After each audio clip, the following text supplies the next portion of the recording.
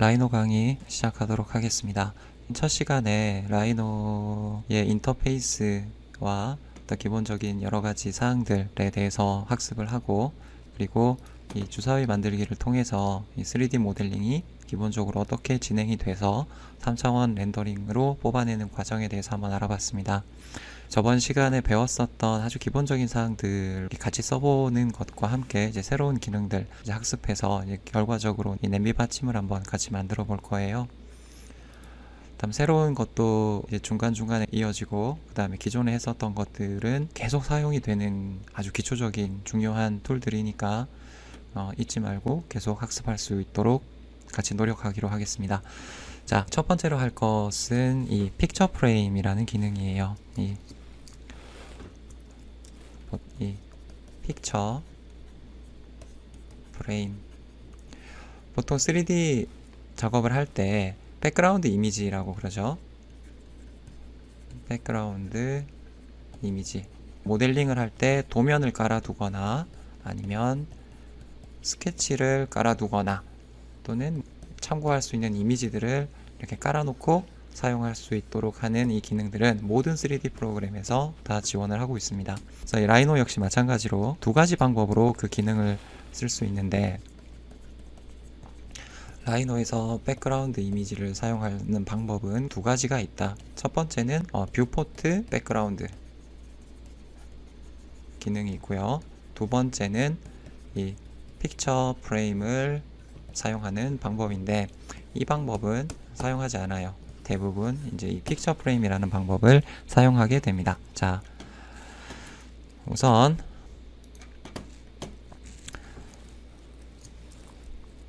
이 픽처 프레임이라는 기능은 서피스 크리에이션에 있어요. 이 서피스 크리에이션에 보면은 파란색 계열의 여러 가지 아이콘들이 있는데, 그 중에서 혼자만 그 레드와 그린의 보색 대비로 이루어져 있는 아이콘이 있는데, 제가 생각할 때는 중요한 아이콘이어서 다른 것들은 파란색으로 하지만 이제 얘는 조금 더 이 보색 대비에 가깝게 해주는 것이 아닌가라는 생각을 하고 있습니다.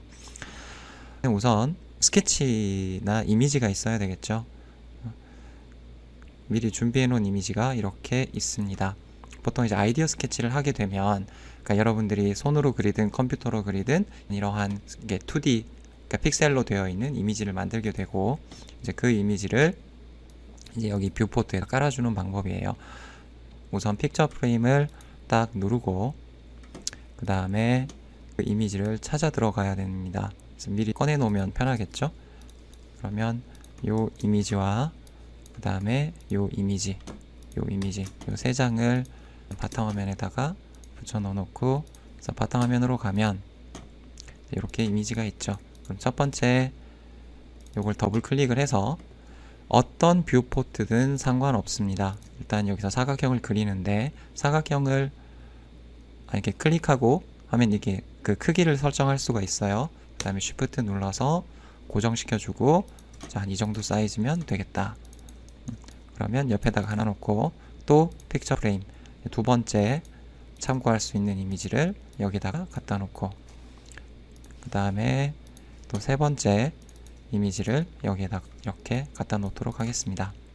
자, 이 픽처 프레임은 속성이 서피스 면에다 이미지 그림을 입혀 놓은 상태예요. 보통 우리가 서피스 면에 특정한 이미지를 입히는 과정을 매핑이라고 하죠. 매핑. 근데 이 매핑을 제대로 하기 위해서는 여기서 사이즈라던가 기타 질감이라던가 여러 가지 설정을 해줘야 되는 것들이 있는데, 이 픽처 프레임은 그 기능을 굉장히 간략화 시켜 놓은 것이라고 생각하시면 조금 더 쉽겠습니다. 자, 이게 면이다 보니까 이제 몇 가지 독특한 특성을 가지고 있는데, 일단 F7번 눌러서 그리드를 없애보죠. 첫 번째가 면이기 때문에 늘리거나 줄이거나 할 수 있고, 또 건보를 이용해서 회전을 시킬 수 있고, 또 스플릿 기능을 이용해서 내가 원하는 곳을 잘라낼 수도 있어요. 이렇게 이미지를. 또 매핑이기 때문에 이 이미지는 투명도도 조절이 됩니다. 그러면 배경을 조금 어둡게 만들어 놓고요.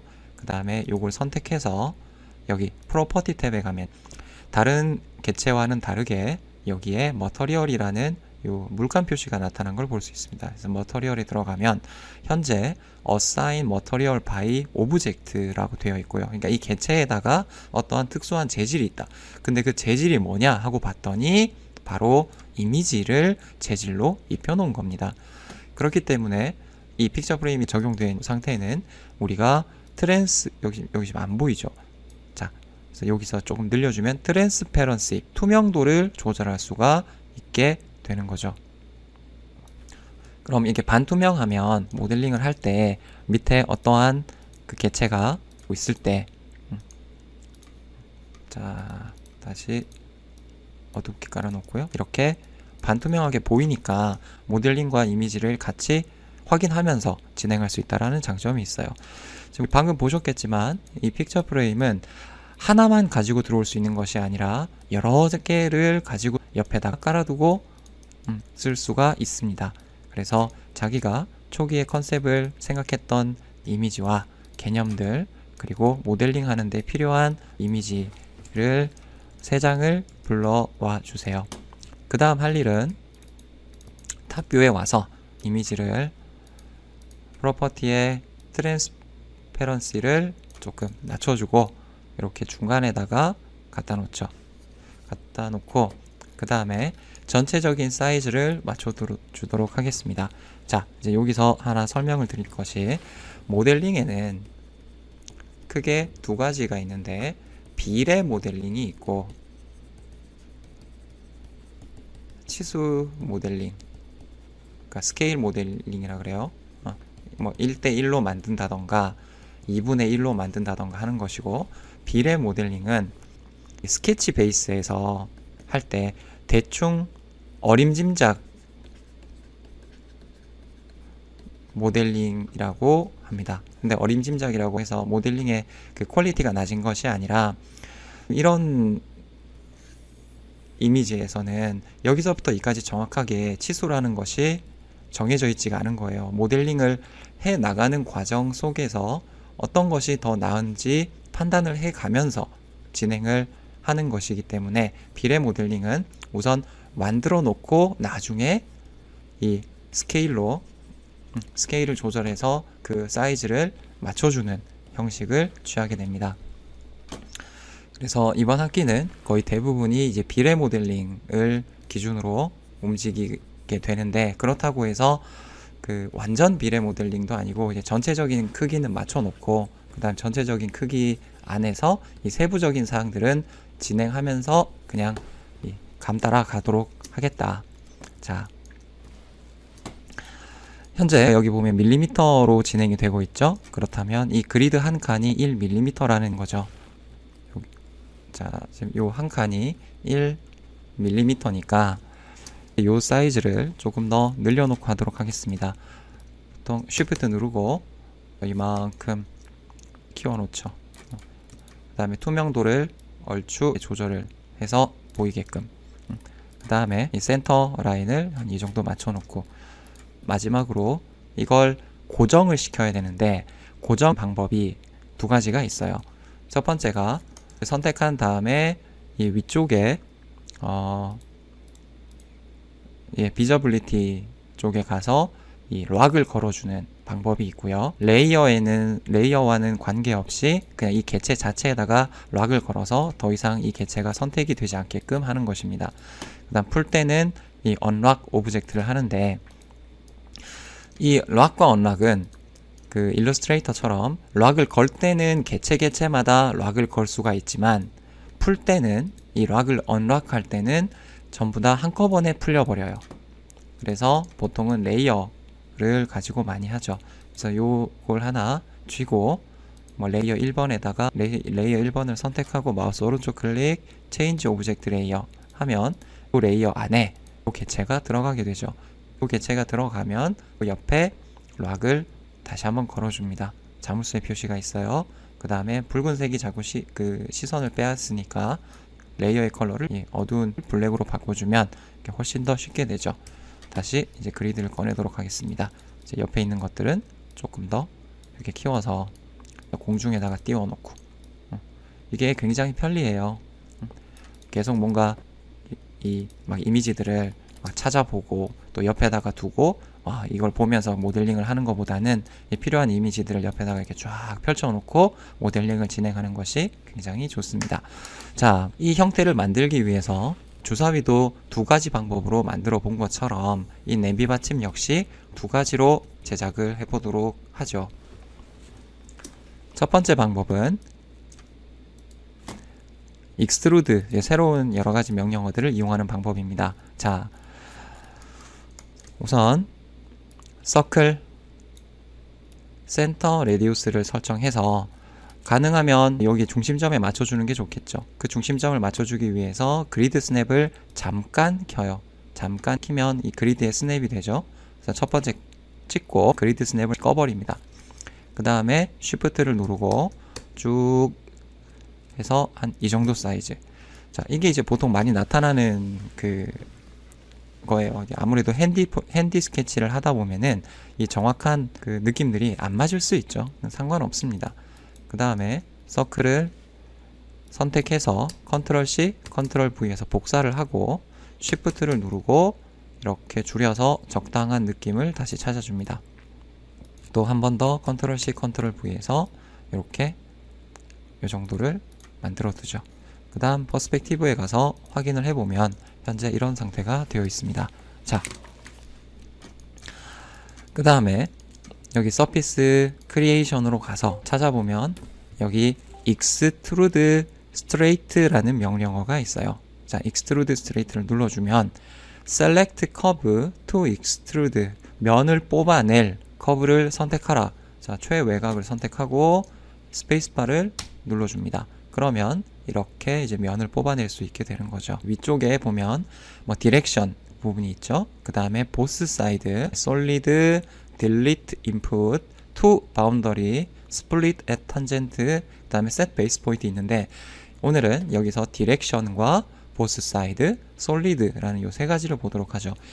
현재 이 익스트루드를 실행하니 이 커브에서부터 원에서부터 위아래로 움직이고 있어요. 그런데 만약에 여기서 내가 익스트루드를 이쪽 방향으로 하고 싶다던가 아니면 뭐 이쪽 방향으로 하고 싶다던가 특정한 각도를 가지는 뽑아내고 싶다고 할 때 이 디렉션을 사용하는 겁니다. 디렉션을 누르고 내가 라이트 뷰에서 또는 프론트 뷰에서 봤을 때 이쪽 방향으로 갈 거야 하면은 이제는 이렇게 움직이는 거예요. 이렇게. 그럼 다시 디렉션 수직으로 쉬프트 누르고 딱 그어주면은 이렇게 수직으로 움직이죠. 그 다음 보스 사이드는 기준이 되는 커브의 양쪽으로 이렇게 양쪽으로 익스트루드가 실행이 됩니다. 그래서 보스 사이드 다시 눌러서 노로 바꿔주고요. 그 다음 솔리드라는 것은 현재 이 원에서 익스트루드 면을 뽑아내는데 그 면을 뽑아냈을 때 이렇게 속을 비워줄 거냐 아니면 여기 솔리드에 지금 노라고 되어 있으니까 면으로 만들어지지만 솔리드를 만들어줘 라고 하면 이렇게 yes로 표시하면 이렇게 위아래가 다 막히고 또 조인까지 완료가 된 그 3차원 개체가 제작이 되는 거죠. 그래서 이걸 익스플로드로 풀어보면 윗면과 옆면과 밑면 이렇게 만들어지는 거예요. 근데 이번에는 익스트루드를 하는데 솔리드는 하지 말고 그냥 적당한 사이즈로 여기다가 이렇게 면을 만들어 주기로 합니다. 그 다음에 자, 이 커브와 이 커브를 사이를 이렇게 면을 채워주고 싶어요. 그렇게 면을 채우는 방법도 여러 가지가 있겠죠. 제가 한 학기 동안 계속 강조하는 내용입니다만 모델링을 하는 방법은 한 가지가 아니라 적어도 두 가지 이상, 많은 경우에는 5가지, 6가지 방법으로도 똑같은 결과를 얻어낼 수가 있어요. 지금은 이 커브와 이 커브가 완전 평면 손상이 있기 때문에 이 평면을 메꾸는 명령어를 사용할 수 있습니다. 그럼 이렇게 면이 만들어지죠? 지금 이렇게 뭔가 해치처럼 막 보이는 거는 이미지와 이 면이 완벽하게 같은 선상에 있기 때문에 나타나는 현상입니다. 얘를 조금 더 올려주거나 하면 이제 그런 현상이 없어져요. 다시 락 걸어놓고 자, 그 다음에 요 형태를 봤더니 아, 뭔가 이게 안쪽으로 살짝 들어가 있구나. 그러면 그 안쪽으로 들어가는 거를 익스트루드 스트레이트로 만들어 보도록 하겠습니다. 익스트루드 스트레이트. 자, 여기를 선택했더니 이 부분에 두 개가 겹쳐 있는 거예요. 커브도 있고 서피스의 끝단도 있고. 근데 보통 앞으로 작업하실 땐 이렇게 커브에 거는 것보다는 면을 만들 땐 그 면의 끝단에 거는 게 좋습니다. 왜 그러냐? 우리가 처음에 라이노 시작할 때 여기에 뉴에 보면은 이 absolute tolerance라는 것이 있었죠. 이 absolute tolerance 값은 커브와 이 커브에서 면을 만들어낼 때, 커브를 이용해서 면을 만들 때 그 사이에 갭이 얼마나 정밀한가를 나타낸다. 그렇다면 결과적으로 3차원의 형상을 만들기 위해서 면을 만들어서 솔리드로 전환하기 위해서 커브라는 것을 편의상 사용하는 거예요. 그러니까 궁극적으로는 면이 더 중요하냐 커브가 중요하냐, 면은 커브로부터 만들어질 수 있지만 결과적으로는 만들어진 면이 더 중요할 수 있다는 겁니다. 자, 그래서 이렇게 됐을 때 서피스 엣지에다가 걸고 스페이스바 눌러서 적당히 내려오는데 이 옆에서 보면서 너무 많이 이거보다 더 내려오면 이제 밑면이 안 되겠죠? 요 정도? 그 다음 요거 선택하고 조인 해서 하나로 만들어 주고요.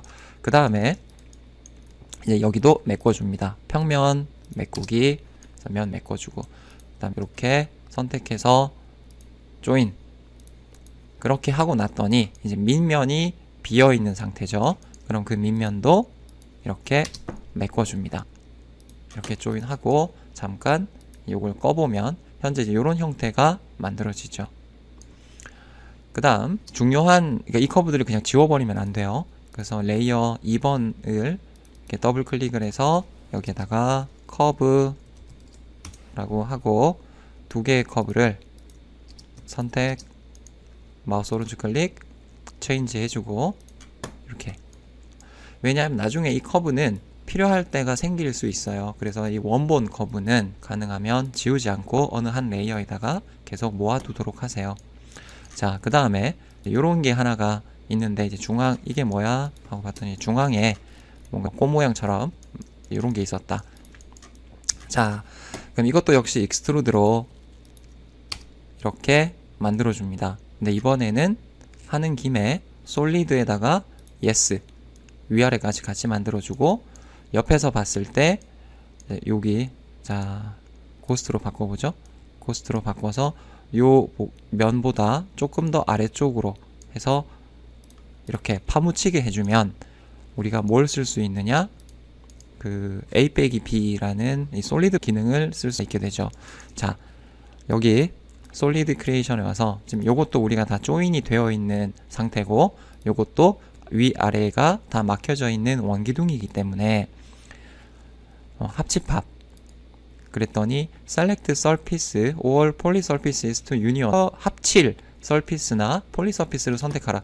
이거랑 이거랑 선택하고 스페이스바를 누르면 자동으로 하나의 덩어리로 합쳐집니다. 매우 편리한 기능이에요. 자, 그 다음 다시 쉐이드 모드로 바꿔놓고 이 원본 커브를 없애놓고, 자, 그럼 이제 요런 그 기본적인 냄비 받침이 되죠. 그 다음에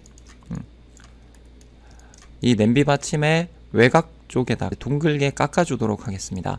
둥글게 깎아주는 명령어는 솔리드 툴에 있는 가변 반지름 필렛이죠. Variable Radius Fillet 선택하고, 자, 여기에 보면 Select Edge to Fillet, 둥글게 깎아줄 엣지를 선택하라.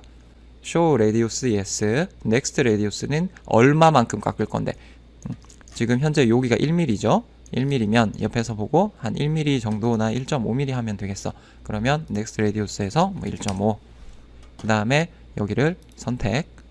그럼 여기 끝에 1.5가 나오죠. 스페이스바 한번 눌러주면 1.5가 이만큼 깎이는 거야. 다시 한번 확인을 시켜줍니다. 이 상태에서 여기를 클릭해서 조금 더 늘리거나 조금 더 줄여주는 방법도 가능하다. 근데 그게 아니면 1.5 알았어. 스페이스바 한번 더 누르면 이렇게 깎여 나가요. 그 다음 또 여기 끝 아래쪽에는 자, 스페이스바 눌러서 1.5가 똑같이 되는데 아래쪽은 조금 더 작았으면 좋겠어. 그럼 이걸 클릭해서 손으로 하는 방법이 있고, 아니면 이걸 그냥 클릭한 다음에 키보드에다가 얘는 한 0.7 정도만 줘도 되겠어. 그래서 키보드로 이런 식으로 설정해 줄 수도 있습니다. 자, 그 다음 양쪽 이 가변 반지름 필렛은 지금 다음에는 한 0.7 정도 주죠. 하나만 들어가는 게 아니라 두 군데를 같이 들어갈 수도 있어요. 그래서 스페이스바 눌러서 이렇게, 또 여기 이쪽 부분도 똑같이 0.7 정도로 깎아주도록 하겠습니다. 자, 그 다음에 애초에 컨셉이 뭔가 이런, 좋게 말하면 꽃, 뭐 나쁘게 보면 뭐 별로, 뭐 하여튼 이런 것들이 있으니 얘를 어떻게 만들 거냐를 한번 고민을 해보죠. 첫 번째 할 일은 커브, 그 다음에 오스냅을 키고 여기 쿼드에다가 체크를 합니다. 이 쿼드 것은 원에 존재하는 4분 지점이죠. 그래서 원에 보면 현재 이런 원이 있을 때 여기 이거를 쿼드 4분점이라고 해요. 근데 이 4분점은 여기가 4분점이자 끝점일 수도 있죠. 그래서 특정한 하나의 포인트는 여러 가지 동일한 어떤 포인트들을 의미할 수도 있다. 자, 그러니까 코드에다가 체크를 하시고 한번 선을 그어 보도록 하겠습니다. 가까이 가면 센터는 지금 필요 없으니까 센터는 빼버리죠. 가까이 가면 코드, 그 다음에 근처점이 잡히고 다시 미드도 잡히고 코드도 잡히고, 그 다음에 또 가자 보면 또 니어와 코드가 잡히고, 또 여기도 인트, 엔드, 코드가 동일한 지점이라는 거죠. 그러면 선을 긋는데 여기 이쪽 코드에서 저쪽 코드로 딱 선을 하나를 그어줍니다. 그러면 여기가 완벽하게 이제 중앙으로 이어지고 있는 거죠. 자, 그 다음 여기에다가 이 솔리드 크리에이션에 일립소이드라고 되어 있는 이 타원체 만들기, 요거는 원 구체 만드는 방법이고, 요건 타원체를 만드는 방법이에요. 그러면 뭐 사실은 뭐 구 만들어 놓고 구 이렇게 찍 늘려도 되죠. 하지만 타원체 만들기로 한번 해보도록 하겠습니다. 그러면 타원체 만들기 스타트 오브 엑시스, 그러면 뭐 이 끝쪽에서 이 끝쪽까지 가고, 그 다음에 위에서 봤을 때 어떤 정도의 느낌이냐, 이 정도고, 그 다음 옆에서 봤을 때는 조금 납작했으면 좋겠어. 그럼 이렇게 해놓고 좀 더 늘릴까요? 좀 더 늘리고 이걸 안으로 이렇게 밀어 넣어요. 그러면 그러니까 비례 모델링이 중요한 게 이제 이런 거죠. 이렇게 나는 이 정도 느낌이 좋은 것 같아. 스케치에 어찌됐든 이 정도. 자, 그 다음에 이것을 여기도 한번 해볼까요? 여기 쿼드에서 이 윗면의 쿼드를 하나 잡아놓고 여기다가 중앙에다가 점을 하나 찍어 놓으면 요 점을 기준으로 이것을 몇 개를 돌리겠다. 원형 배열을 해 보겠다. 원형 배열. 이 배열이라는 것이 어레이 기능이고, 요 지점을 가지고 내가 이것을 이렇게 배치를 할 거야. 이제 그걸 한번 진행해 보죠. 자, 어레이 기능은 여기에 있습니다. 보면 첫 번째가 rectangular array, 그러니까 사각 배열, 평면 배열이고요. 그다음 두 번째가 폴라 어레이. 폴라 어레이가 지금 우리가 사용해야 되는 거예요. 폴라 어레이 select object 하고 object to array 다 되면 엔터, 스페이스바 누르고 센터, 여기가 센터. 그다음에 몇 개 할 건데 한 8개 정도 8 누르고 엔터. 그다음에 8개를 요 위에 잘 보세요. 지금 폴라 어레이 실행했고 셀렉트 오브젝트 해서 요거 선택했고, 그 다음에 다 됐으면 엔터 눌러라 해서 스페이스바 또는 엔터 눌렀고, 그 다음에 센터 오브 폴라 어레이를 찍으라 그래서 여기 회전의 기준점을 설정했고, 그 다음에 몇 개 어레이 돌릴 건데 해서 8개, 8 누르고 여기 8개가 이제 들어가게 되는 거예요. 근데 그 다음에 add fill, angle to fill 이라는 것은 뭐냐면 이것을 8개를 할 건데 그 8개를 어디 기준으로 할 거야? 현재 원형을 기준으로 할 거기 때문에 당연히 360도 설정을 해줍니다. 그럼 360도가 되어 있으니까 그냥 여기다 360 타이핑을 해줘도 좋고요. 아니면 그냥 360이 되어 있으면 그대로 엔터를 눌러도 돼요. 그렇게 했더니 8개를 넣으면 이 정도 들어가 라고 핑크색으로 보여주게 되죠. 이 상태에서 자 그러면 다시 고스트로 바꿔봅시다. 자, 이 상태에서 아이템의 개수가 8개가 아니라 12개였으면 좋겠어. 그럼 12개로 변경이 되고 그 다음에 다시 나는 6개 정도만 해도 될 것 같아. 또는 7개를 해도 될 것 같아. 즉 보면서 계속 바꿔나갈 수가 있게 돼요. 그 다음에 필 앵글이 360도가 되어 있는데 나는 360도가 아니라 180도에다가 하고 싶어. 그러면 이제 이렇게 되는 거예요. 자, 그 다음에 로테이트는 그냥 yes로 일단 두고 로테이트를 no를 하게 되면 이런 식으로 회전, 중심으로 기준으로 해서 회전이 되지 않고 그대로 가는 거예요. 그러니까 로테이트는 yes로 놓고 그 다음에 필 앵글도 360도가 맞는 거겠죠. 그 다음 개수는 8개 정도가 적합하다. 다 됐으면 스페이스바. 그러면 이제 완성이 됩니다. 자, 현재 이 개체와 이 개체와 이 개체들이 서로 막 겹쳐져 있어요. 서로. 그래서 이것을 하나하나를 다 잘라주고 마무리를 지어주기에는 일이 아주 복잡합니다. 그래서 현재 이 개체가 솔리드 개체고 이것들도 솔리드이기 때문에 그 면을 하나하나를 쪼개는 것이 아니라 한꺼번에 합집합으로 만들어버리면 일이 편리해져요. 그런데 자, 이유는 나중에 다시 설명드리겠습니다만 현재 요 개체만 한번 떼놓고 보면 이 개체에 다른 거는 없는데 여기만 뭔가 선이 하나가 쭉 가있죠. 그래서 이 선은 sim이라고 하는데 이 타원체는요 결국에는 평면을 가지고 이 평면을 이렇게 접어서 이런 면을 만들어 준 다음 그 면의 끝부분을 쥐고 당겨서 조여서 형태를 만들어 준 거예요. 그렇다면 이 시작점이 한 바퀴 돌아서 둘이 만나는 곳이 생기겠죠. 그게 바로 sim이라고 하는 것이고 이러한 닫혀져 있는 서피스에는 항상 그 sim 것이 존재해요. 여기.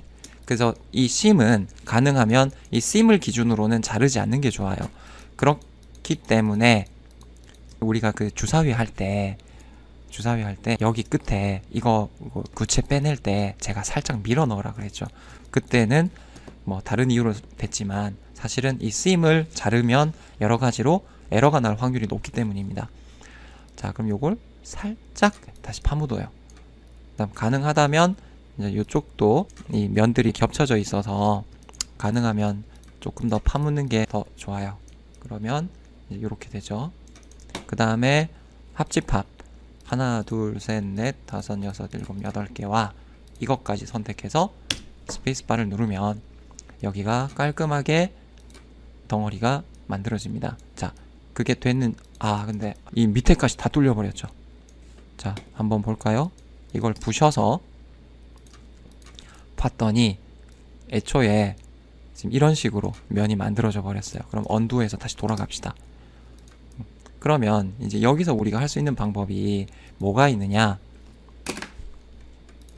자, 다시 합집합 둘, 셋, 넷, 다, 일곱, 여덟 해서 합집합 해주고 봤더니 밑에가 이렇게 됐죠? 다시 익스플로드해서 이 면을 하나하나를 다 떨어뜨려 버려요. 그 다음에 필요 없는 면들을 지워버립니다. 아이고. 네. 자, 이것도 지우고 이것도 지우고 그러고 났더니 지금 이제 이렇게 안쪽은 깨끗하게 아주 이런 복잡한 면들도 잘 만들어졌는데 여기가 이런 식으로 구멍이 나버렸어요. 물론 이거 지워버리고 이 서피스 크리에이션에 가서 새로 평면을 만들어줘도 되죠. 근데 그 방법 외에도 자, 넙스의 면은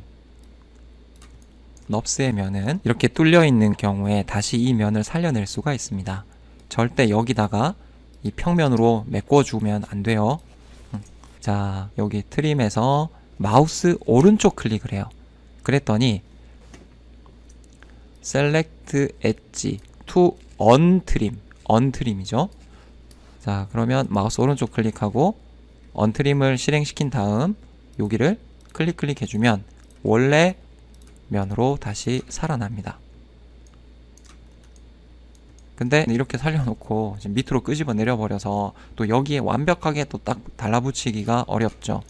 그러면 여기 Move, Select Object, 선택, 스페이스바, 어디를 지금 5스냅 켜져 있으니까 여기에 미드 포인트를 쭉 올려서 여기 미드에다가 착 달라붙이면은 그 다음 다시 조인 해주면 이제 완성이 되는 거죠. 자, 지금처럼 이렇게 복잡하게 지금 여기 하나, 둘, 그 다음 셋, 넷, 5군데가 뭉쳐져 있는 경우에는 이 가변 반지름 필렛이 깨질 확률이 굉장히 높습니다. 그럼 0.2로 해놓고 한번 하나하나 선택을 해보면 한 요정도만 한번 해볼까요? 요정도만 해서 스페이스바를 눌러주면은 이렇게 만들어지는 경우도 있지만 뭐 깨지거나 제대로 안 만들어지는, 자, 이제 이런 쪽을 한번 보면 지금 여기는 면이 잘못 만들어져 있죠. 그래서 애초에 여기에 라운드를 다 만들어 넣을 생각이었다면 모델링을 진행하는 그 순서들을 한 번 더 고민을 했었어야 됩니다. 그러면 어떻게 고민을 했었어야 되나? 그러면 이제 그 방법에 대해서 한번 생각을 해보죠. 그럼 애초에 원본 커브가 남아 있었죠. 그러면 이 원본 커브들을 선택하고 그 원본 커브를 옆에다가 옮겨서 빠르게 비슷한 방법을 가지고 한번 만들어 보도록 하죠. 그러면 익스트루드해서 전체적인 두께 하나 만들어 줬고, 그 다음에 평면으로 여기 메꿔줬고, 다시 여기서 살짝 요거보다 한 절반 정도 가게끔 만들어 줬고, 또 안쪽에도 면을 만들어 줬고, 그 다음에 조인을 해서 덩어리 뭉쳐 줬고, 그죠? 그 다음에 여기도 익스트루드 하면서 동시에 솔리드까지 예스를 해서 옆에서 봤을 때 둘이 뭉쳐주게 했고, 그 다음 합집합을 가지고 한 덩어리로 만들어 이것과 이것을, 자, 이게 이제 오류가 나는 경우인데, 이제 이렇게 오류가 날 때는, 자, 이렇게 오류가 왜 났는지 봤더니 밑면을 안 메꿨군요. 그러면 밑면을 메꿔서 조인 놓고 다시 합집합을 이거 해주면 이젠 깔끔하게 되죠. 그 다음 아까는 우리가 이 상태에서 라운드를 먼저 만들어 넣었습니다만 이번에는 그렇게 하지 말고, 자, 요 끝에서 요 코드에서 요 코드까지 놓고 적당히 이렇게 만들었다. 얇게. 그 다음 심을 자르지 않게 살짝 내리고, 이제 그 다음 살짝 이렇게 파묻었다. 그 다음 다시 폴라 어레이 여길 기준으로 8개를 360도에다가 집어넣었다. 자, 그러면 이제 이 상태가 됐죠. 그러니까 이거를 없애기 위해서는, 그러니까 이 부분도 나중에 만들어지기가 굉장히 힘듭니다. 그러면 다시 언두를 해서 이걸 오히려 더 파묻어 버리는 방법이 더 좋을 수 있다라는 거예요. 이렇게 더 파묻어 버려. 그러면 여기 기준으로 8개를 하면은 이렇게 되죠. 이렇게 되면은 훨씬 더 라운드를 만들어 넣기가 용이해집니다. 네, 너무 뚱뚱하니까 살짝 내려줘요. 자, 그 다음 합집합으로 이거 8개와 얘를 전체적으로 뭉쳐요. 그럼 이제 다시 하나가 됐죠? 또 아까와 똑같은 현상이 발생했습니다. 그러면 다시 깨줘. 필요 없는 것들 지워버리고, 그 다음에 언트림으로 여기 마우스 오른쪽 클릭 여기를 살려버리면 되죠. 그럼 이건 뭐지? 필요 없는 면이니까 지워버리고 다시 조인, 그 다음에 커브 없애버려요. 자, 이 상태가 되면 한번 해봅시다. 이걸 할 건데 한 0.25 정도를 가지고 이만큼 끌고요. 그 다음에 컨트롤 누르고 더 크게 들어가야 되는 것들을 다시 살려. 그 다음에 그럼 나머지가 아마 다 들어갔을 겁니다. 이 상태에서 스페이스바를 눌러보면 연산을 통해서 이렇게 다 만들어져 들어가게 되는 거죠. 깨지지 않고 덩어리가 하나로 되면서. 그럼 0.2가 아니라 0.3도 되겠네. 0.3으로 해서 이만큼 끌고 필요 없는데 빼고 여기도 빼고 0.3으로 해도 이게 만들어진다. 그러면 렌더 모드로 바꿔서 차이를 한번 비교해 봅시다. 디스플레이 엣지 빼고 그 다음에 그리드 빼고. 자, 색깔이 하니까 컬러를 한번 지정해 보죠. 체인지 오브젝트 머터리얼에 가서 그레이에 반짝반짝 리플렉션 주고. 자, 지금 여기는 이 라운드가 안 들어가 있기 때문에 라운드가 들어간 곳은 이렇게 그래도 확인이 잘 안 되죠. 엔바이로먼트 맵으로 봅시다. 보면은 여기는 라운드가 들어가서 이렇게 타고 흘러가지만 라운드가 안 들어간 곳은 이렇게 뚝 하고 끊어져 버려요. 0.3이라도 들어간 곳은 리플렉션이 이런 식으로 다 타고 흘러갑니다. 제품 디자인에는 이 라운드가 필렛이 꼭 들어가게 돼요. 그래서 심지어 이 우리 커터 칼조차도 이 끝에는 거의 0.0000001R이 들어가게 되어 있는 겁니다. 또 모든 제품들의 이 끝부분에 아주 작더라도 반드시 이 필렛이 들어간다라는 사실을 꼭 기억하세요. 자, 그러면 다시 지우고 아까 원래 상태로 다시 돌아와서 만약에 이럴 수 있죠. 나는 디자인은 이게 좋아요. 그런데 여기에 라운드를 넣기가 너무 힘든 거야. 그럴 때 하지만 이렇게 만들면 라운드도 자동으로 만들어지고 모델링도 쉬워져요. 근데 이 느낌과 이 두 개의 디자인이 어느 것이 옳은 것이냐. 자, 하는 김에 그럼 여기도 만들어 줍시다. 1.5 깎아주고 여기는 1로 깎아주고 여기도 1로 깎아주고 그 다음에 여기도 1로 깎아주자. 지금 A와 B라는 이 두 개의 디자인이 있어요. 그럼 머터리얼에 가서 노란색으로 바꿔주고 그 다음에 렌더 모드로 가고 디스플레이에서 서피스 엣지를 보여주면 이제 이런 느낌이 드는데 A와 B가 있습니다. 원하는 것은 이것에 가까울 수 있어요. 지금 스케치에 보면 이거랑 가깝죠. 그런데 이렇게 했을 때 만들기가 너무 어려워. 하지만 B로 하면 만들기가 너무 쉬워요. 그렇다면 우리가 여기서 고민해 봐야 될 게 어느 정도까지 타협을 볼 거냐의 문제입니다. 이 디자인 아이디어 스케치에서 비례 모델링을 해 들어가면서 이렇게 모델링의 방식상 난이도가 높아지는 경우들, 이럴 때 어디까지 타협을 볼 것이냐, 이게 앞으로 평생 동안 여러분들을 괴롭히는 문제가 될 거예요. 그래서 디자인에 대한 최종 결정권이 누구에게 있는가? 디자이너에게 있는가? 아니면 외부의 클라이언트한테 있느냐? 클라이언트는 이걸 원해. 그러면 이것을 여러분들이 해줘야 되는 의무가 있는 것이고, 최종 결정권이 나에게 있어. 그러면 보통 대부분 이제 이렇게 가게 돼 있어요. 그리고 그것이 버릇이 되기 시작하면은 나중에는 적당주의로 흘러가게 됩니다. 좋다 나쁘다를 말씀드리는 것이 아니에요. 모델링을 하다 보면 이렇게 모델링의 방식상 어쩔 수 없는 부분들이 생길 수 있습니다. 자, 그러면 이제 이것을 변형하는 방법들에 대해서 한번 알아보도록 하겠습니다. 아까 제가 픽처 프레임을 사용하는 방법이 두 가지가 있다고 얘기하고는 하나만 얘기를 해줬죠. 여기 특정 뷰에 가시면은 백그라운드 비트맵이라고 있어요. 그래서 이 백그라운드 비트맵의 플레이스를 누르고 내가 어떤 이미지를 선택을 하게 되면 퍼스트 코너, 내가 이 코너에서 이 코너까지 이 특정 뷰포트에다 다른 뷰에는 영향이 없어요.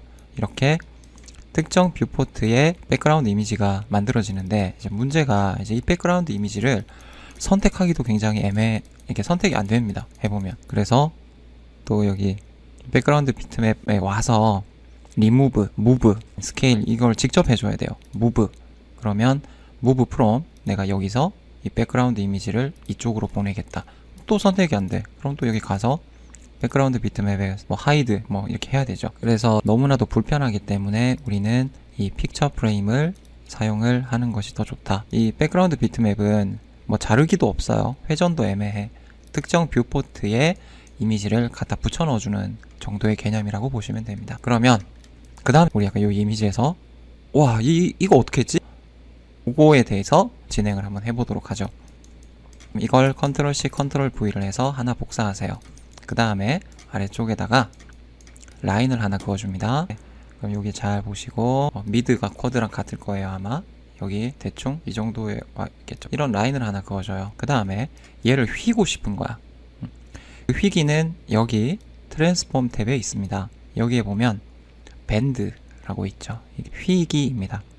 클릭 Select Object to Bend 여기 클릭을 하고 그 다음에 스페이스바 누르고 Start of Spine 스파인이 척추라는 의미죠. 그러니까 회전의 기준이 될 수 있는 이 선이 필요한 거예요. Start of Spine 여기서 어디까지? End of Spine 여기까지. 그 다음에 이렇게 움직여 보면 그 커브가 휘어지는 방향으로 이런 식으로 휘어집니다. 근데 퍼스펙티브에서는 이 마음대로 잘 안 돼요. 그래서 더블 클릭 특정 뷰로 와서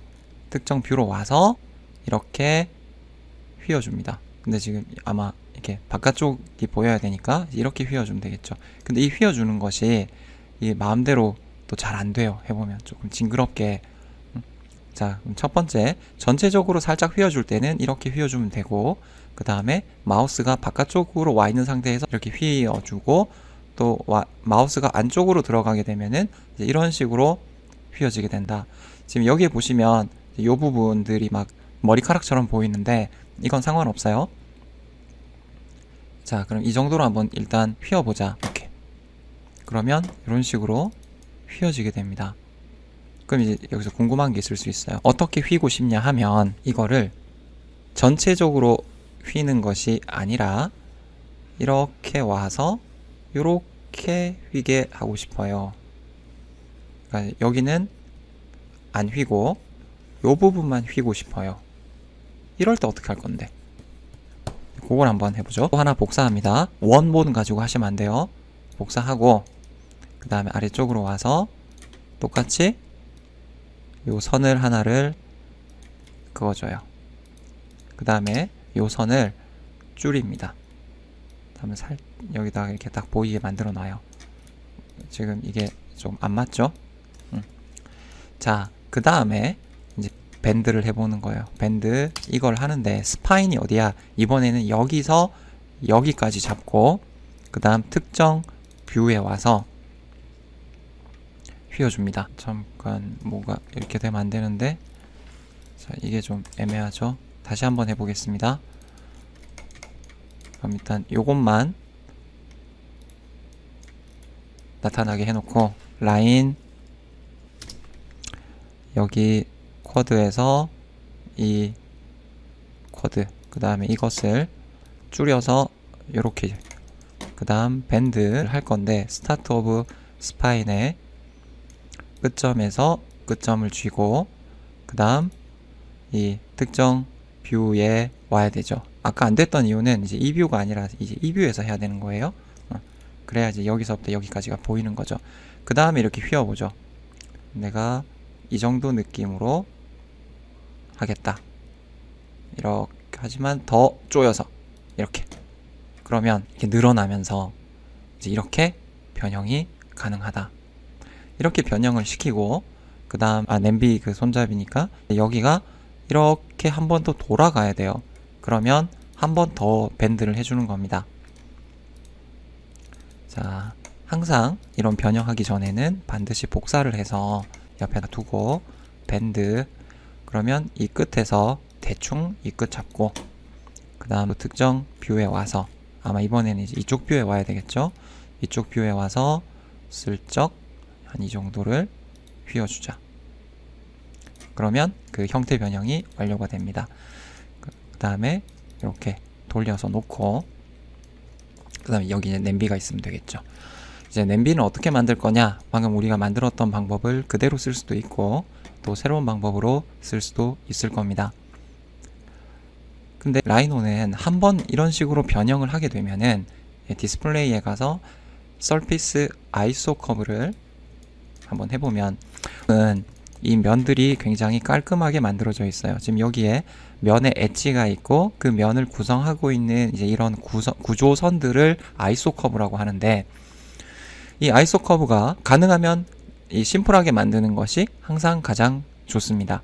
하지만 광역 변형을 이런 식으로 해버리게 되면 이게 굉장히 복잡해져요. 그래서 이런 특정 변형은 너무 막 10번, 20번 이런 식으로 해서는 안 됩니다. 많아야 2-3번 정도 쓸 수 있어요. 근데 이렇게 되어 있다고 해서 치명적인 문제가 되느냐 하면 그렇지는 않아요. 그래서 아이소 커브 꺼버리면 깔끔하죠.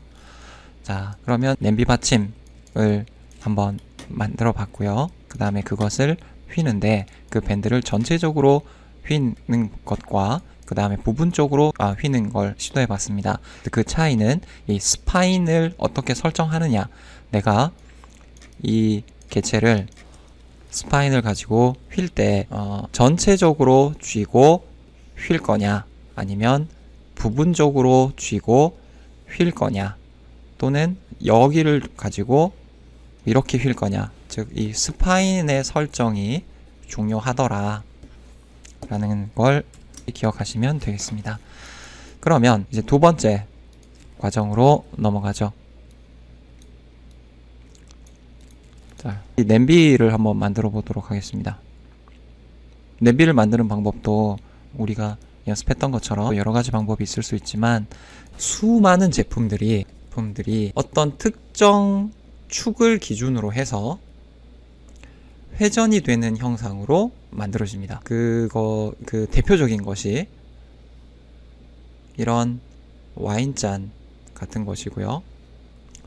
또 우리가 해볼 냄비 같은 것들도 이 축을 기준으로 어떠한 섹션이 한 바퀴 돌아서 휙 한 바퀴를 돌아서 만들어지는 거죠. 문손잡이도 이러한 회전체들의 조합입니다. 그래서 섹션을 끊으면 이런 식으로 만들어지겠죠. 얘를 한 바퀴 돌리면 이 형태가 되는 거예요. 한번 주변을 한번 살펴보세요. 수많은 것들이 이렇게 만들어져 있습니다. 촛대라던가 뭐 테이블의 상판이라던가 또 뭐가 있을까요? 시험관이라던가, 이렇게 중심의 축과 회전의 축이죠. 회전의 축과 프로필 커브를 이용해서 면을 만드는 방법, 그것이 이 서피스 크리에이션에 있는 리볼브라는 명령어입니다. 한번 사용해 보도록 하죠. 일단 이것들을 전체적으로 어떤 특정 레이어에다가 집어넣어 놓고 잠깐 꺼요. 그 다음에 라인, 그리드 스냅 켜서 클릭해줘도 되고 ESC 눌러서 다른 방법을 한번 써보죠. 라인, 버티컬, 수직으로 그릴 거야. 수직으로. 자, 스타트 오브 라인 0,0,0에서 수직으로 올리면 퍼스펙티브에서 수직선을 그릴 수 있어요. 근데 이렇게 그려놓고는 다시 이쪽 뷰로 와서 자, 여기 폴리라인으로 여기 엔드 포인트에서 시작, 이렇게 냄비가 있다. 다 그렸으면 마우스 오른쪽 클릭, 그 다음에 여기 냄비 바닥에서부터 한 요 정도까지 와서 그 다음에 위로 이렇게 다 그렸으니까 마우스 오른쪽 클릭. 그러면 이 두 가지가 됐고, 여기를 둥글게 깎아주고 싶어요. 커브 필렛이죠. 레디우스가 한 이만큼. 그러면 한 30mm 정도. 여기와 여기. 이렇게 너무 많이 깎았죠. 언두 필렛 15. 여기와 여기. 그 다음에 여기가 15였으니까 여기는 조금 더 커야 될 것 같아요. 그러면 17. 그 다음에 냄비의 끝부분이 여기가 이렇게 이제 이루어지는 거죠. 이렇게. 그러면 그걸 하기 위해서 이 컨트롤 포인트 커브 그리드 스냅과 오스냅이 같이 켜져 있으면 안 좋아요. 자, 첫 번째 하고 Shift 누르고 첫 번째를 찍고 그 다음에 두 번째부터 내가 원하는 형태로 만들어서 적당히 와서 다시 이렇게 마우스 오른쪽 클릭. 그러면 완벽하진 않지만 이제 언뜻 봐서는 뭐 나쁘지 않다. 그 다음 다 선택해서 조인.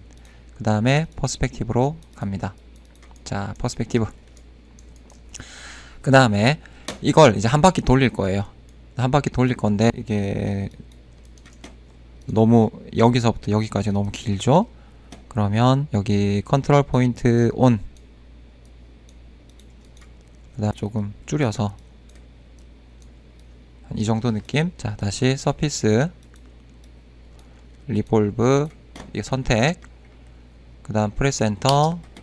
그 다음에 스타트 오브 리볼브 엑시스. 리볼브를 할 축의 시작점. 이 커브에 여기에서 끝점 한 이 정도 찍으면 됩니다. 그 다음에 스타트 앵글은 0도에서 시작을 하고 0도에서 시작을 하고 그 다음에 이게 한 바퀴를 돌아야 되죠. 이렇게 한 바퀴를 돌아야 되니까 360도. 그러면 냄비가 만들어진다. 그럼 아까 했던 것들 가지고 두 번 휘어 놓은 거 있죠? 요거를 탑뷰에서 보고 돌려서 여기다가 갖다 놓고 조금 줄여도 되겠다. 여기다가 다음 높이 맞춰주고 다음에 자 이제 지금 이 건볼의 축이 이렇게 어긋나 있죠? 이제 그럴 때 하얀색 여기 잘 보시면 여기 하얀색 동그라미 있어요. 그 동그라미 눌러서 리셋 해주고 적당히 맞춰준다. 어차피 렌더링을 위한 거기 때문에 완벽하게 맞춰줄 필요는 없습니다. 자, 그럼 이렇게 하면 얼추 됐죠. 그 다음에 저기 반대편 이 축에 저쪽으로 보내고 싶어 할 때 쓰는 게 이 트랜스폼에 있는 미러 거울 대칭이죠. 요 포인트에서 요 포인트 기준으로 이렇게 미러를 시킨다. 자, 그럼 이제 여기까지 완성이 됐어요. 그럼 이걸 가지고 렌더링 과정으로 넘어가 보도록 하겠습니다. 렌더링 넘어가기 전에 이게 미리 배치를 이렇게 한번 해주는 거죠. 하나 복사해서 여기다가 놓고 그 다음에 여기다가 육면체 하나 만들어서 안쪽으로 이렇게 싸서 놓고 그 다음에 이것도 라운드로 살짝 한번 깎아주기로 해요. 그 다음 이거는 또 별도의 레이어에다가 집어넣고 그 다음에 냄비도 별도의 레이어에다가 집어넣어요. 그래서 얘를 패키지로 만들 겁니다. 그 다음에 이 냄비의 안쪽에다가 이런 걸 한번 해볼까요? 그냥 한번 따라서 한번 해보세요. 여기 커브 프롬 오브젝트에서 Extract ISO 커브를 누르고 여기를 클릭을 하면은 서피스에서 마음대로 커브를 추출할 수 있게 됩니다. 여기다가 커브를 하나 추출하고 마우스 오른쪽 클릭을 해요. 그럼 커브가 만들어지죠? 그럼 이 커브에다가 면을 채워. 스페이스바. 그 다음에 그 면을 다른 레이어에다가 집어넣습니다. 여기까지 세팅이 완료됐으면 저장을 하는데 여러분들이 이제 저장을 두 가지를 하셔야 되죠. 첫 번째가 파일 세이브 에즈 해서 바탕화면에 냄비 받침 전체 모델링 하나를 저장을 하시고 그 다음에 얘네들은 렌더링 거는데 필요 없단 말이에요. 그러면 요만큼 선택해서 근데 뭐 하나 더 복사합시다. 이런 데다 두 개. 그래서 이렇게 렌더링을 걸 거라서 그 다음 하나는 또 다른 레이어에다가 집어넣어요. 왜냐면 색깔을 다르게 할 거라서 요걸 선택하고 파일 익스포트 셀렉티드 해서 바탕화면에 냄비 받침 렌더링 모델 3DM으로 저장. 자, 네. 그 한 가지 빼먹은 게 있어서 지금 요 오브젝트 같은 경우에는 이제 패키지를 만들려고 우리가 만들었는데요. 지금 얘가 두께가 없는 면의 있습니다. 그래서 컨트롤 C, 컨트롤 V에서 쉬프트 누르고 살짝 줄이고, 그 다음 여기를 조금 이렇게 그냥 늘려서 이렇게 두께를 살짝 만들어 주는 거예요. 그래서 이 두께를 만들어야 키샷에서 정확하게 표현이 됩니다. 그러면 새로운 레이어에다가 집어넣고 저장하고,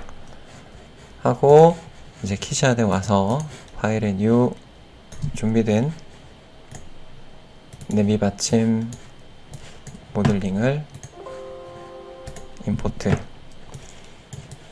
다음 첫 번째로 해줄 일은 Shift Alt 마우스 우클릭 좌우로 움직여서 퍼스펙티브를 적당하게 만들어준다. 그 다음에 페인트 러프에서 여기는 페인트고 이것도 같은 재질. 그 다음 글래스 유리의 글래스 베이직을 여기다가 넣어주고, 이걸 더블 클릭해서 글래스의 굴절 리플렉티브를 줘요. 그 다음에 이 굴절율을 살짝 낮춰줍니다. 굴절의 정도가 너무 높으면 보기가 안 좋을 수 있어요. 그 다음에 지금 여기가 이렇게 하얗게 아래쪽이 보이는 이유는 아마 위를 보면은 위쪽이 하얘서 그런 걸 수도 있고, 아니면 개체가 바닥과 너무 딱 붙어 있어서 그럴 수도 있어요. 이걸 클릭해서 보면 레이어 지금 1번이 요거죠. 그래서 요걸 마우스 오른쪽 클릭을 해서 무브 해서 살짝 띄워줬더니, 자, 이제 하얗게 보였던 데가 사라졌죠. 그 다음에 여기에다가 메탈 알루미늄 러프 집어넣고, 그 다음 지금 이 안쪽에 글래스를 한번 줘보죠. 글래스 베이직. 근데 이렇게 줬더니 좀 색깔 있는 걸로 줘볼게요. 자, 이 안쪽에 이렇게 면이 지금 이렇게 있는데, 지금 거기가 물의 표면이 돼야 돼요. 그래서 컬러에서 물의 색깔에 가깝게 맞춰주고, 맑은 물의 색깔, 그 다음에 텍스처에서 범프를 넣어줍니다. 그러니까 표면에 오톨토톨함을 만들어주는 거예요. 그러면 지금 현재는 여기 텍스처, 문서의 텍스처에 가서 범프 맵에 확인을 해보면 물결로 쓸만한 게 없죠. 그러면 빨리 구글에 가서 그 범프 맵을 하나 다운로드 받습니다. 자, 구글에다가 워터 한 칸 띄고 범프, 그 다음 이미지 검색을 하면 워터 범프 한 칸 띄고 텍스처, 그럼 이런 이미지가 나타나죠. 그럼 이 중에서 이런 것들 마우스 오른쪽 클릭, 다른 이름으로 저장, 그 다음 바탕화면에다가 이렇게 이 이미지 저장하고, 바탕화면에 있는 그 이미지를, 이 범프 이미지를 여기에다가 범프에다가 이렇게 집어넣어요. 그 다음에 이 범프의 높이를 좀 높게, 1보다 더 높게, 그리고 사이즈를 조금 줄여볼까요? 자, 이걸 플라스틱으로 한번 바꿔보겠습니다. 잠깐만요. 리퀴드 말고 페인트나 플라스틱으로 바꾸면 이 표면에 이렇게 오톨도톨한 요게 이렇게 생겨 있죠. 근데 그게 조금 더 잘 보여야 되니까 이제 글래스로 다시 바꿔주는데, 굴절도 주고요. 조금 기다리면 범프 때문에 이렇게 일렁일렁 하는 어떤 물의 느낌이 표현이 됩니다. 근데 지금 너무 잔잔해서 리얼리티가 더 떨어지는 것 같아요. 그러면 텍스처에서 이 매핑의 사이즈를 이렇게 줄여주죠. 크게. 이렇게 줄여주면은, 아, 반대가 돼야 되는구나. 200 정도로 하면은 이제 여기가 더 일렁일렁 하는 느낌의 물로 바뀐다. 자, 그럼 이렇게 두고, 그 다음에 지금 그림자들이 이렇게 지금 깨져 보이는 이유는 라이팅에서 섀도우 퀄리티를 조금 높여주고요. 그 다음에 엔바이로먼트에서 그라운드에 어컬슨 그라운드 섀도우 조금 더 선명해져요. 그 다음 그라운드 리플렉션도 살짝 넣어주는데, 현재는 이 배경이 밝기 때문에 이 리플렉션이 잘 보이지는 않습니다. 그 다음 환경, 여러분들이 원하는 여러가지 환경들을 여기에다가 집어넣어요. 오히려 이런 회색 쪽의 환경이 이렇게 하면 이제 또 이런 느낌이 드는데, 이런 실제적인 느낌 말고 약간 이렇게 개념 렌더링에 가까운 어떤 회색 쪽가 더 나을 것 같습니다. 그 다음에 요거는 좀 더 골전류를 높여서 이제 반사가 되게끔 해주죠. 근데 이것도 지금 여기 패키지가 너무 깨끗하죠. 텍스처에서 여기도 범프를 한번 줘보죠. 표면에 오톨도톨한 느낌을 미세한 노이즈 범프 주면 반투명한 느낌을 만들어낼 수 있어요. 근데 현재는 범프의 높이가 너무 높아서 아주 살짝만 주는 거죠. 그러면 안이 살짝 블러링 된 느낌을 표현할 수 있다.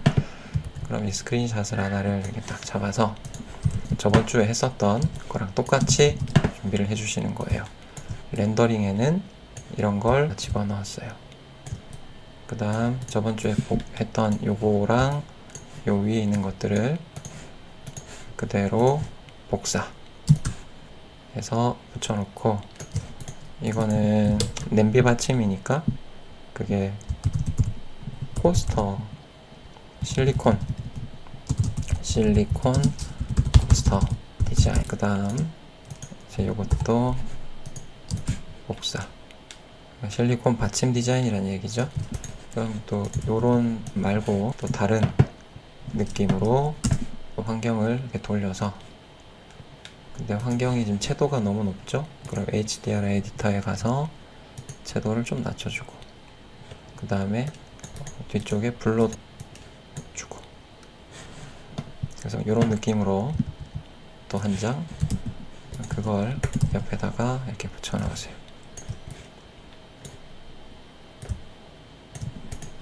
또 다른 느낌으로 또 이렇게 몇 장을 더 해주시면 됩니다. 그 다음 우리 여기 얘네를 작업을 안 했죠. 키샷에서 잠깐 멈춰 놓고 이쪽으로 와서 렌더 모드, 그 다음에 뭐 하나를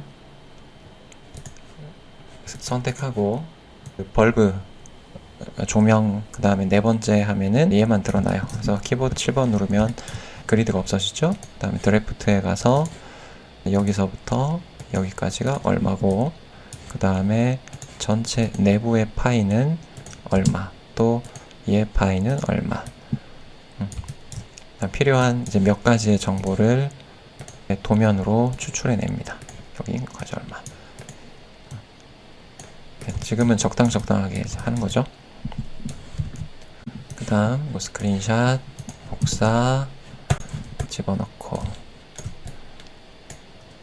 좀 늘려주고, 그 다음에 이런 프론트와 사이드가 필요하죠. 그 다음에 얘네들을 탑에서 봤을 때 이런 느낌,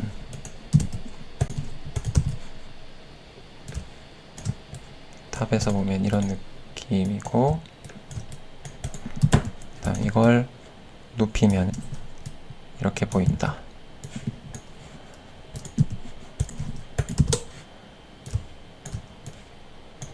이렇게 보여주는 게 더 낫겠죠? 얇다라는 느낌이니까. 그 다음에 우리 아까 이제 온 해서 보면 이제 요거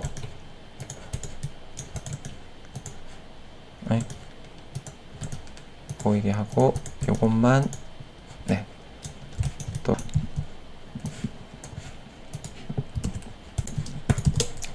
이렇게 플렉서블 하다 야들야들하다. 그 다음에 또 뭐 펜 같은 걸로 하면 이렇게 스케치 같은 느낌이 나도 금방 만들어지죠. 이런 거를 또 여기다가 배치, 몇 장씩 배치를 해도 예쁘겠죠.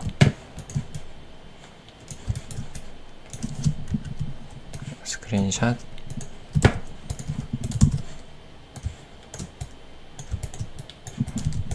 자, 그 다음 또 여기 아까 다시 이쪽으로 와서 이제 포즈 멈춰 해주고, 이제 이 페이지는 여기를 확대해서 해줄 거예요. 그런데 보자, 이 느낌에서 이 정도 느낌인데, 이게 배경을 엔바이러먼트에서 백그라운드를 컬러로 주는 거예요. 컬러를 옐로우. 그리고 이 금속도 알루미늄인데 컬러를 주는데 이런 컬러를 줬다. 이렇게 하면은 그 다음 이미지의 에펙트, 비네팅. 비네팅 컬러가 블랙인데 블랙을 약간 이런 브라운 계열로 만들어요. 그 다음 조금 확대해서 이 정도로 이렇게 잠시 기다리겠습니다. 그래서 이 노이즈가 좀 사라질 때까지 기다렸다가, 근데 네, 이제 됐죠? 그러면 여기서 요만큼 복사 여기다가 집어넣고, 저번 주에 이 위에다가 빨간색 셀로판을 올렸죠. 그런 것처럼 여기도 이렇게 올리는데, 이 색깔이 노랑이면은 이제 이런 느낌. 근데 노랑이 좀 더 채도가 높아도 될 것 같습니다. 그러면 약간 레몬 옐로우에 가까운 노랑. 그러면 좀 더 개나리색처럼 보이겠죠. 그 다음에 잠궈두고 여기를 똑같이 복사 앞으로. 여기는 실리콘 코스터 디자인. 머터리얼이 아마 실리콘이겠죠. 이 색이 조금 더 약간 개나리 색이었으면 좋겠는데, 살짝 네, 요런 느낌. 자, 그럼 이렇게 하면은 두 번째 이 프로젝트가 끝납니다. 제가 보여드리는 것보다도 여러분들이 조금 더 뭐랄까 디테일하게 예쁘게 구성을 해주시고, 뭐 색깔도 다채롭게 만들어 주시면 더 예쁘겠죠. 끝부분도 잘 맞춰주고. 그래서 이렇게 한두 줄을 더 이어나가고, 어느 정도 모델링이 익숙해지고 나면은 여러분들 나름대로 이 디자인을 하면서 학기를 후반 과정으로 이어나갈 수 있도록 할게요. 그래서 이번 주에는 이제 이렇게 준비를 해주시면 되겠습니다. 이번 주도 수고하셨습니다.